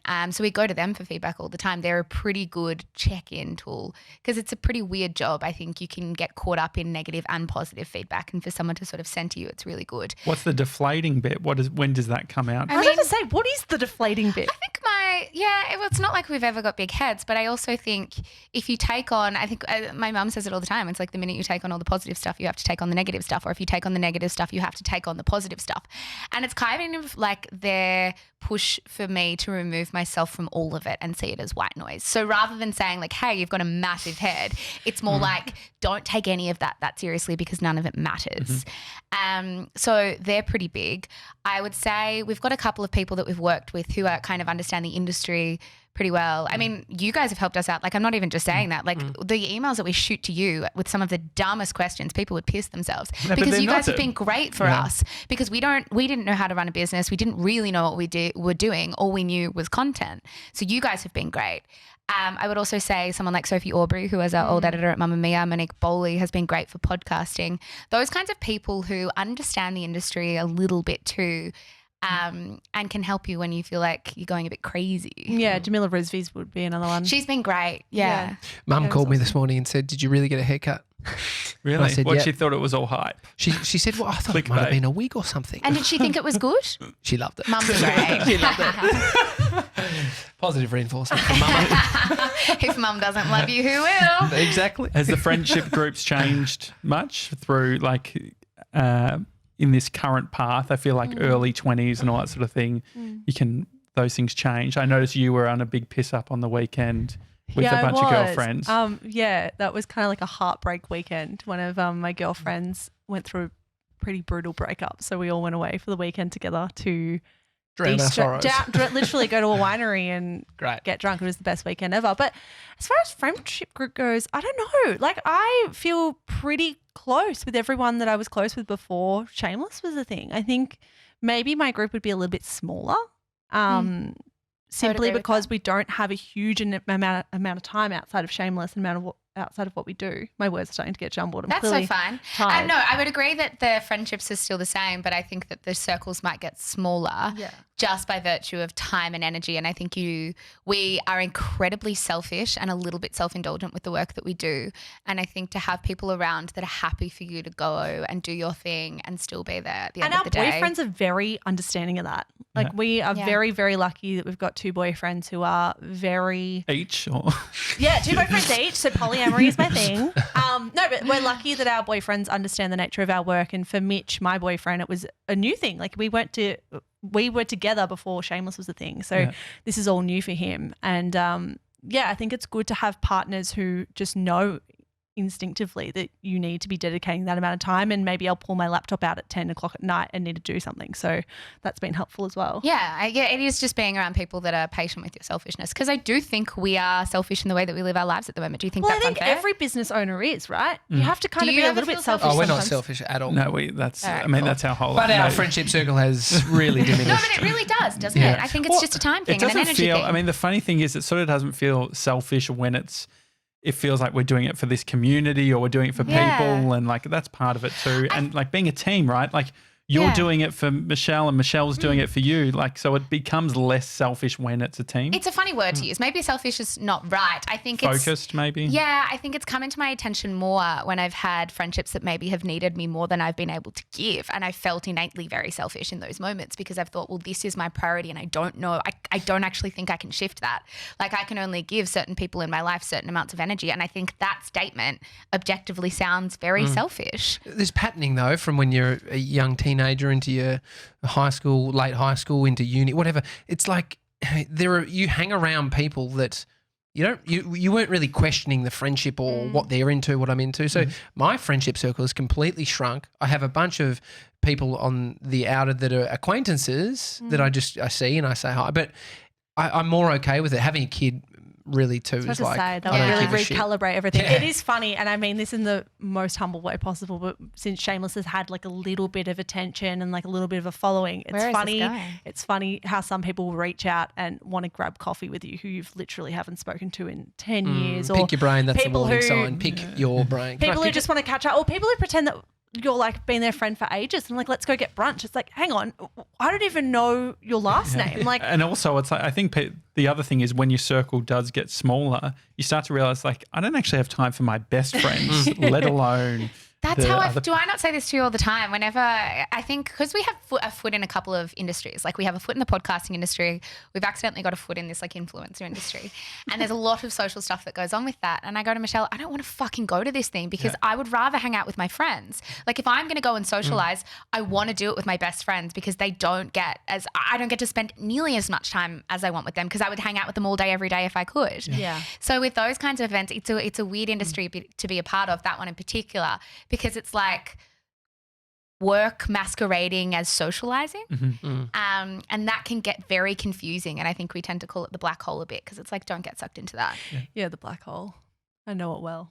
What, have you been sucked in? No, it's just when you see it, it's funny. I think Gemma Watts would say the same. If you guys asked her about it, that's just an interesting industry to have one foot in. Just that you end up getting sort of dragged into a bunch of social stuff. I just think certainly not everyone, Certainly not everyone. but there is an interesting dynamic that plays out in the influencing world. And sometimes I think, the visual aspect of it or the optics of it can be very misleading. Well, I think it's that idea, right? I just said it's like work masquerading as socializing. And I think with that comes a very complicated industry where your perspective is a little warped and the relationships can be, people can be friends, but they also can be kind of work competitors. It's frenemies. It's like frenemies Yeah. on crack. It's strange, and I think you have to be quite wary of it. But the perspective thing is huge. I think the influencing industry is pumped with money, more money than anyone would probably realize. These people are getting handed things that nobody else is. And I think by virtue of that, there is a lack of perspective because I think that comes when you're making a bank of money for doing a different kind of work. I think when someone sees someone as a frenemy, they're probably probably an enemy. But you know what it is? It's a competition thing. Yeah. Everyone's in competition Yeah. for the same brand deals with each other, and it breeds a real competitiveness and a real animosity towards certain people in the industry. I mean, you'll see them post together on Instagram and know full well that those two people do not get along because that girl got the brand deal over that girl and she's earning $200,000 for it. So it's that type of stuff as well. I mean, that's why I think that maybe going back to our stereotype, what we like is maybe we've paved a different thing for ourselves, which feels nice because it feels like we're in one of the few positions where we can actually be friends with everyone. Yeah. Yeah. And it doesn't feel like we're having to. But I think we compete. consciously do that. Yeah. So I think it is. So it's a reaction to feel that sort of you're looking, to your left or your right and feeling jealous. Why have they got that person on? Why have they, I think that's an easy, natural reaction. But then you got to check yourself, right, to go, okay, so if that's my natural reaction and I didn't choose that, what can I choose? And if I can choose, that's awesome, dude. But if it's, like but if it's something to do with, celebration but I think the difference is that it's like the luxury that we have is we're not like, imagine like audition, like people who do auditions or things like that. Yeah. Or even if this was the radio landscape where it's like we're a breakfast show and there's another breakfast show. Yeah. Yeah. We're These things we're not in the business of being picked. And so the only time I think I put a spin on feeling like I'm looking over at someone thinking, oh, look, they've got that and I'm pissed, is that's actually a reflection on us and where we need to be better. Yeah. And so if you can use that feeling as energy to go, well, if we've decided to do this ourselves, what can we do? If we've got ourselves here and they've got themselves there, no one's picking anymore. I heard Michael Bungay Stainer, who's this great, he's wrote a book called The Coaching Habit. Has one of the best names. Yeah, and he's going to be say? he's going to be on the show in a few months. But I was watching one of his videos, and he was talking about reframing negative stories about people, and I'll probably butcher it a little bit, but the basis of it was that, say, if it's Tommy, and you say all these things like, Tommy's an attention-seeking whore, Correct. all these sort of things. He's obsessed about his. He's got the worst haircut. haircut ever. worst haircut. Not true. Basically reframing it so it's actually you actually say that about yourself. So Yeah. you say, no, you are this, and it actually, like, when you say it out loud, like you're an attention seeker, you're this. It actually creates, there's a level of truth in that, I think, for a lot of people, right? Like, we all have varying levels of stuff, and sometimes people doing stuff are triggering those moments. I think that's totally true because I think the thing that you pick apart someone else in is probably your biggest insecurity or the thing that you don't want to be that you might be or something like that. I think as well there's also a lot of power in looking at why other people have the audiences they do and the success they do and figuring out what it is about them that is that makes them so successful. I really enjoy doing that, for example, with Zoe Foster-Blake or with Jamila Rizvi, with all these women in the media that I look up to who I'm probably a little bit envious of, but in a productive way. I'm not looking at them and going, she doesn't deserve that. I'm looking at them and going, okay, what is it about what she does that makes her relevant and makes her fun to follow and fun to buy her products and read her books? I think it's really good to look at people in that sense and figure out what their strengths are and not compete with them because there's only going to be one spot for that kind of person. You need to have your own spot and your own niche and things that make you. And the success that they have won't be what you can't feel is the replicate thing. It's also it's not relevant because you're not going to find it because if you start trying to eat into their turf, they're just going to ruin you anyway because they're better at it. Yeah, but it's also they've got it. Like they've you can't got take the it from house. them. You can't steal the house. It's like from it's them. only there's only one of everything. You got to figure out You've what got to your build thing your is. own. I mean, I am very much wanting to head down and stay in our own lane and not look elsewhere. And it is pretty much what we do. Like, I don't really listen to many other podcasts anymore. I listen to ones that I really enjoy for entertainment, but ones that are trying to serve a similar demographic to me, I don't even touch. Yeah, we don't listen to any of our competitor podcasts, which some people might find really odd. It makes a lot of sense. We don't listen to a single other one just because don't we wanna don't be want it clouded. to. We don't want it to subconsciously bleed into what we're doing or affect the way we do our show. So basically, since maybe like a few months into Shameless, I do not listen to another pop culture podcast. Yeah. I mean, I think it makes sense because even we've had moments where it's like we'll say something and then we'll be like, oh, that actually, I think Came from so-and-so. here, yeah. And then because but what the powerful bit of that is how much content can actually change us. And so if we put in the right content, then I think it can be a really powerful thing for positive change. It's interesting because like The High Low, which is a British pop culture podcast, was one of my favorite podcasts ever. And I don't listen to it anymore because I felt like it was affecting the way I did Shameless too much. So Yeah, no, I was exactly the same. I just want to make sure that everything we're putting out is our own ideas. But they did a really good segment like a year ago on the concept of ideas. And I think that's the other thing that I'm very conscious of. It's like you get this idea in your head, you need to be very self-aware that it probably wasn't your idea and think back to where you actually found that idea and try to credit as much as you can. I mean, I know I've quoted random ideas on this thing being like, I don't know where I found it, but it's not mine. But I think that idea in this space is, I don't know, not acknowledged as much. It's like, where did that thought process come from? Because you probably didn't come up with it yourself. And I think the more we avoid podcasts that are targeted to similar places that we're going, the better we're going to be and the better our work is going to be. I mean, sometimes people need to, or not copy, but need to replicate someone else's model to get the ball rolling. Or like parodies. Like you think when I was a kid and I was making videos, it was like all Aussie Adventure parody videos. And I think there's a lot, like that's all you've got at the start, right? It's like, and Zara, you were talking about Ira Glass and the gap, the creative, gap. And it's like, there is the time when you start something where it's like, you know where you want it to be. You know how good you want it to be, but you can't do it. For whatever reason, you can't work out how to get the camera to do the thing that. That's one of my favorite quotes ever, I think, because it's like you can literally see it with Shameless. And I think the quote, I'm not going to be able to quote it off the top of my head, but Ira Glass speaks a lot about how creative people start with like a spark, but they don't have the talent. And when you're starting, your work is basically going to be shit. Like he doesn't say that, but there is going to be a gap between what you're producing and what you want it to look like. And I think if you go back through the 100 episodes of Shameless, that gap is very obvious. What we wanted it to look like was not what we were producing, but the consistency of what we put out regardless meant that we could eventually get it to a point we were happy with. But you have to push through that discomfort we keep talking about, that really unattractive discomfort, the dorkiness that comes from pushing out a product that people are kind of confused by. Well, it's enjoying process too. Because if you didn't enjoy it, you're not going to build the skills. Yeah. It's going to be way too hard. And I think it's exciting too to think like you're at episode 100 of Shameless, thinking about episode 200 or 300 or 400 and just like think about how you feel about stuff that you did 100 episodes ago. Yeah. And think about how much growth. How our opinions will change completely. Like there will be stuff, I'm sure there's stuff that I've said on the podcast in the last few months or the last year That's that I fundamentally disagree with now. Yeah. But hopefully we have cultivated an audience that are quite understanding of that and are also impressed by that. I mean, the more our opinions change, the smarter we all become, I think. Yeah.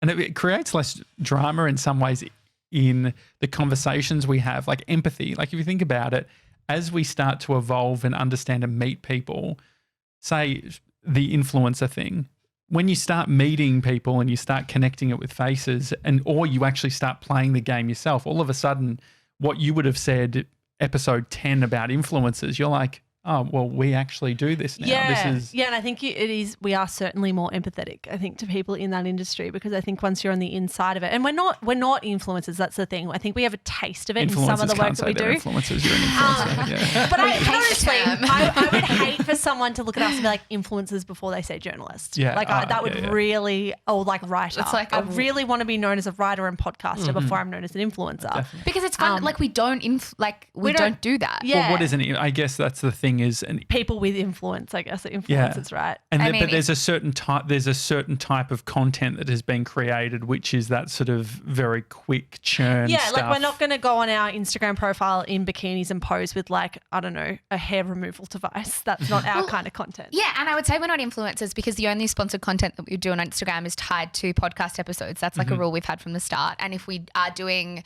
social content that's not tied to a podcast episode sponsorships, it's because we're ambassadors of it. Like that's where our line is. And I think that's for many reasons, but I think the first one is because we would always want to be known for the content we're pushing out as journalists more than anything else. And the minute we muddy that, the minute we lose credibility, I think, for what we want to do.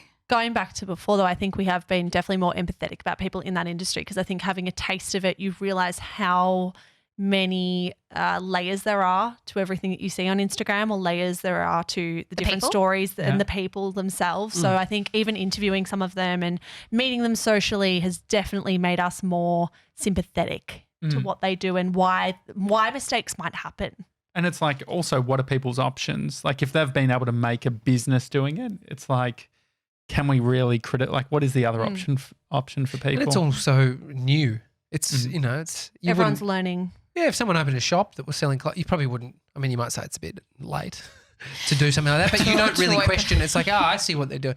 But the business model, opening a shop. yeah, opening shop, Yeah. close I shop. mean, a shop could be a good business. No, what I'm saying is it's an old business Is it model. too late for shops? Definitely too late for shops. Shops I'll are use a dead. better example. Milk bars. I Starts an reckon milk online bars store. could do really well. Online store. know. Or starts a cafe. Are we getting bogged down? Yeah, Hang we on, probably we're do. definitely getting bogged down. Maybe Yeah. like starts Video like a store. VHR store. What's a VHR? VHS. VHS. I'm so millennial, I don't even know what VHS is. What is that? Don't talk about something you've never used. Don't have an opinion on something you haven't read about. Like a DVD store would be a little bit Yeah. regressive. Still. No, there is something nostalgic about it. Are you into you guys into nostalgia or Not no? In really. what way? I mean, it's quite a broad ju- question. well, Yeah, just I know, like- but it's a personal question because he is. I'm I've never met obsessed anyone about, more like, obsessed with the past. I've got a terrible. We've seen before the show terrible short-term memory, yeah. but loved. What I'm excited about this moment right now is not this moment. It's But yesterday. No, it's actually Thanks. it's this moment in a year's time, Oh, and wow. we'll be a very odd way to live. We'll be reminiscing and we'll be celebrating whatever it is that you guys have been working All on. that you and we'll guys have been working on. Yeah. I mean, I guess I like nostalgia. I mustn't like it as much as you like it because I don't Yeah. think about it enough.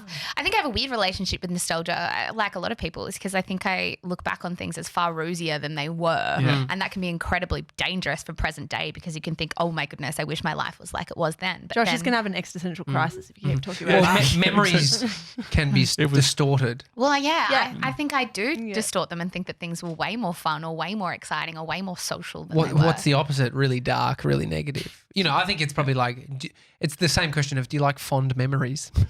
That's exactly right because you don't remember like the sprinklings of loneliness or sadness that you might have felt like during those times. Yeah, that's true. So how you feeling? No, I've really got- oh, I just wanted to know whether you like milk bars or not. Green frogs. You ever had a I mean, green I'm frog? not opposed to them. I'm not like offended Did you by them. do you guys play like netball? Did you have like I big- loved netball. It's kind of funny. Some of the stuff I loved as a kid, I do not like at all now. Like I used to be so obsessed with netball, and I would hate to play a game ever again in I my couldn't life. because of my knee of having some knee That's, issues. old that's are what stopped you? your athletic 28, career. 28. Well, 29 actually in 2 weeks. September 14. Yeah, a couple of weeks. If you're creating a database. We're not creating a database, Yeah. but we can. I can say birthday's- confidently we won't. Do you want to just send me yours, 97, and we can just add Tommy and Josh? An interesting. Can you give us another interesting birthday? Who's I'm wondering what the deal is with the database when I didn't receive a happy birthday message from the Daily Talk Show. it was literally the day after it was your birth. 97. What happened with the Zara thing? He's doing two things at once. Why didn't Zara get a happy birthday message? I don't know. When did we do the database? No, because I remember he was like, a lot of fumbling going on here. we just This is missed awkward. we just missed Zara's birthday. Do you remember saying that? But So we could will I be get like a able to do- retrospective can't. happy birthday? How about we all sing? What can I expect? Can I expect like an email or like something We even? probably shouldn't have bit mentioned it. Now everyone listening Yeah, is going to be like, yeah. hey, it's my birthday. Yeah, it's a bit of a nightmare. It's mine on Sunday, so don't forget. Yeah. Oh, this Sunday. Sunday. So Father's was this Day. a like birthday haircut? It so was a birthday It was a haircut. shameless haircut, actually. Nah, it just It felt was like definitely birthday haircuts are so a thing, and you pretend it's just like, oh, this old thing that just happened 4 days before I'm about to see everyone I know. it's a big day. It's my Father's Day and it's my birthday, so it's Do you a get double whammy. presents? Do you reckon, or one bigger present? Well, I'm getting a fire pit. I know what I'm getting. Oh Yeah, man, fire who's pit. Oh, old? who's Tommy's digging old. the hole? Who's digging the hole? No, I'm getting a fire. It's not. It's a from Bunnings. Oh, yeah, it's like yeah, a gotcha. nice big Okay. sort of rusty looking. He's Cool moving birthday. moving into the suburbs. Yeah. So he's got the room to be able Oh, to do yeah. it. Which Yeah. is I'd ask you what suburb, but we're not live, but we're going out to all your 10 listeners. I mean, I think you've said it before. Bulleen. Ooh, it's a nice safe fancy. I fell into a fire. Well, it didn't fall in, but I hit a fire pit when I was drunk when I was like 16, and no I have a scar on the back of my leg. Yeah, my best friend nearly rolled into one at a 21st. It was All right, Keep them not away getting from one. teenagers. I'm not getting one. I've got a 2.5-year-old. It's I'll be Cody's not over for allowed, yeah. marshmallows. I'm pumped. S'mores. Yeah. Oh, Well, s'mores. maybe, yeah. yeah.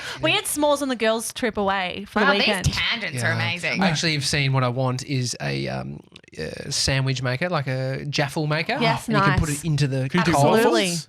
You could probably do waffles too. Look, we Yeah, can this have a is fire great. at We're my I passing love that over. idea. Can No, see I his do. mind ticking over. There is something really nice about just a fire because I've only started drinking in the last year, which sounds depressing. It's not. What happened to you? I don't know. I just like started having a little bit of wine or whatever. But I'm associating with like I never really understood some things, but when you drink, I can understand the power of like being in front of a fire and sort of A glass of red. I was yeah. going to say, I said, was it to you that I said the other day, or maybe it was my best friend on the phone? No, we had this conversation. My best friend lives in London. She was like, oh, I've just learnt why my mum, always wanted to crack open a glass of... No, you did say this to me. Yeah, I said it to you after we had this conversation. She was like, oh, such a long day at work. Had to get myself a bottle of wine. I can understand why mum needed a glass after parenting us all. And I was like, yeah, same. Oh my God, I need a glass after a long day. And then I hung up the phone and I was like, we're 25 with like no stress or no dependence. Like, what are we talking about? Like, yeah, I can so understand. Pretty depressing. It's too easy. So anyway, yeah. maybe Yeah. our birthday celebration can be at your house. Great. With a fire pit. We'll get Gemma Watts. yeah. We'll be there. Queen Gronk. Yeah. If Gemma's Queen Gronk, Party. can we have like Minions. Like a, Minion We've Gronk. actually Minion stopped Gronks. all. no, but hierarchies. you've started, and now there's a girl hierarchy. So I want to know where I sit. Well, this is the hard thing. This is what because Are you telling me you want to take away her crown? No, so this is what happened. I cancelled all hierarchies about two weeks ago due to some issues, and there was a lot of backlash from Gem and her. I didn't realise how much her audience has sort of injected themselves into ours, and so if she goes, they all go. So, Well, we've got Uncle Trev. Yeah, we've got which I Uncle think is Trev, great. So what's which a cousin or godmother or We'll be Princess godmothers, Gronk. aunties? I was trying to think of what's secondary to like Queen Gronk, and I was like, I don't know what that is. Duchess Princess. Gronks. what about like Duchesses. General Gronks? No, what's the one? Who's the? Peasant Gronks. No, who are the people who liaise between the Queen and the I couldn't think of Princess, so you Are you shouldn't talking ask about the me. Governor General? Yeah, the Governor I'll General. happily be Governor General. That is pretty cool. Yeah, here, Governor. Oh, Governor wait, Gronks. wait. I'll be President Gronk. No, absolutely That's not. too You long. can't- no. Oh my God, am I allowed to swear? Yeah. Yeah. Too late. We're excited for when you can announce things, and Yeah. we should go to La Porchetta or something nice as a little celebration. Do you Is know La La? Porchetta sponsoring this? No, they're just getting freebies. But It's a nostalgia moment for him. Of course. did you ever do La Porchetta? Yeah, I mean, lots of nostalgia sure. going on here. I remember having the After netball games. Did you really? Yeah. Yeah. I've really See, tapped into nostalgia. something. Nostalgia. Yeah, nostalgia. Before we go, Killer Pythons. Did you have Killer Pythons? Absolutely. The netball? Yeah, I did. What Yeah. about the sour straps Yeah, that you sour- could pull? The killer huge pythons nostalgia. are great. $1 for a huge killer python. Like the what were the long other one. things? Whiz Fizz Yeah, was another Whiz big Fizz. one. Yeah. Oh, actually, you Red are the queen What of about- lists at the moment. What's the Hierarchies. What was the last The last hierarchy hierarchy? was one that I just did on my feed, which was antipasto platter foods. And The of thing course, about cheese Michelle's pizza. hierarchies, and I haven't raised this with her, is that she chooses a genre, but the genres are a bit fucked, and the things that she chooses don't really make sense. Like there's a lot of like black spots and That's what blind makes them spots. fun. I mean, More like so you're saying controversial, the better, I antipasto, realise. these big Zara random wants some stuff. very obvious, clear. To be honest, the more controversial, the better, because everyone gets So involved. I'm all for the controversial hierarchy. It's just the Where genre. did blue cheese go on there? Yeah, she probably didn't have it. cheese She in picked random general as a items. category went number one. I think it was cheese That's number the one. issue. Number two was olives. Big fan of Pitted olives. olives. Oh, any Okay, kind of olive. Marinated. I'm not kidding. Like olives, I could live on them for the rest of my life. What about dip? Is that a dip whole was genre? quite low down actually. You Dip's can't have overrated. a whole number of It was serious hummus. dip. I said hummus. That's dip. the thing. You can't have cheese as one Yeah, category and hummus as another. You Like, be absolutely You're can't. consistent. mixing I did. categories and This is subcategories. it's Well, 100%. excuse me, who's made a name for themselves as the hierarchy queen? I can know it's name me. you. I might just start doing them. What's the next one that you're doing? Yeah, can Oh, we see, start one now? Yeah, sure. Do you want to give me a topic and I'll do it this Friday? I think Dog she breeds. should do people. That's a great one. Dog breeds. Dog No, breeds. Zara Zara thinks she hates should do little people, dogs. like something really brutal, like influencers. Maybe but, in conversation guests, I'll break them all. people in my life. Maybe I'll just do the Daily Talk Show boys. There'll be 3 spots, including Oi. May 7. Mate, Yeah. you know who's winning best hair. Josh. Definitely. Yeah. All right. Well, looking forward to the Lapicetta. It'll be great. There is the the pizza that you have on it's like a sealed thing. Are It you was the talking about first time- calzone? Yeah. First Is that time how I you say ever it? Calzone? calzone. I don't know. I'm How do you not say it? Italian. Anyway, we'll have a calzone together Definitely. and maybe a hot chocolate. And Jan stuff. or Feb, we'll be able to announce, so we'll do something Okay. then. Oh, it's gonna be quite hot. I don't know if I feel like La Pucetta in summer. We'll get some gelato. How did Gelati or we get gelato? here? Is it a Oh, gelato? it's actually. I worked at an ice cream store for a long time. I got a bit of RSI on my wrist from all the tough flavors. And you've sued them. My dad used to strap my wrist. Really? True story. I used to go with bandage. Anyway, gelato. Gelato. Gelato. I think. All right, well, have some Okay. gelato. That'd also be a great hierarchy. Totally. Ice cream If any, flavours. if, Dark any, chocolate. if any ice cream or gelato brands want to reach out and sponsor us, I'll also say yes to smoothie brands. Okay, smooth. Messina. Well, They're great. Sure, Messina, if you're listening, Yeah. come Peter- aboard. Peter Pippo. Peter Piper. Peter Pippo. quite liquidy. Anyway, it's a Daily Talk Show. Hi, thedailytalkshow.com is the email address. Shameless. Just look at the top charts and they're there. Yeah. And there are other Otherwise, podcasts. Yeah, we'll see you at the top 500, guys. See you tomorrow. See ya.